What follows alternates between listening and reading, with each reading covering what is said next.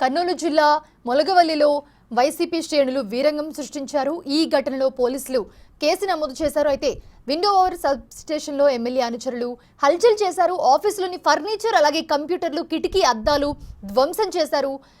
MLA సోదరుడు వెంకటేశ్వర్లతో పాటు మొత్తం 23 మందిపై కేసు ఫైల్ చేశారు పోలీసులు.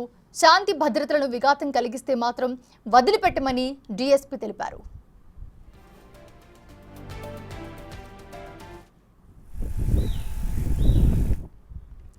ఈ దాడుల్లో మొత్తం 3 ప్రాంతాల్లో ₹1,00,000 ఆస్తి నష్టం జరిగిందన్నారు డీఎస్పీ. ప్రస్తుతం ఆలూరు మండలంలో పికెటింగ్లు నిర్వహిస్తున్నట్లుగా డీఎస్పీ తెలిపారు.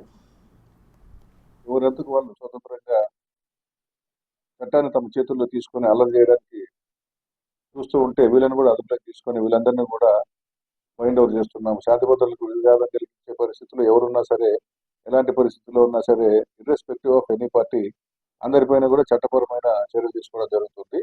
సో వీరు అందరూ కూడా వీళ్ళు చేసిన నేరాలు ఏమంటే ట్రెస్పాస్ అంటే అక్రమ ప్రవేశము, మిస్చీఫ్ అంటే ఆస్తిని ధ్వంసం చేయడము, తర్వాత ఏదైనా ఒక ఇంట్లోకి నేరం చేయాలనే ఉద్దేశంతో ప్రవేశించినట్లుగా ఇక్కడ ఈ పవర్ సబ్స్టేషన్ లో ఉన్న బిల్డింగ్స్ లోకి ప్రవేశించడము, తర్వాత డబ్బు మర్యాదగా మీరు ఇస్తారా లేదని చెప్పేసి బెదిరించడము, ఎక్స్ట్రాక్షన్ కోసం బెదిరించడం, ఎక్స్ట్రాక్షన్ అంటారు దీనికోసం బెదిరించడం, వీళ్ళందరూ కూడా ఉమ్మడి ఉద్దేశంతో ఈ నేరం అంతా చేశారు. కాబట్టి వీళ్ళందరిపైన కూడా వివిధ ఆయా సంబంధిత సెక్షన్ల కింద కేసులు నమోదు చేయడం జరిగింది.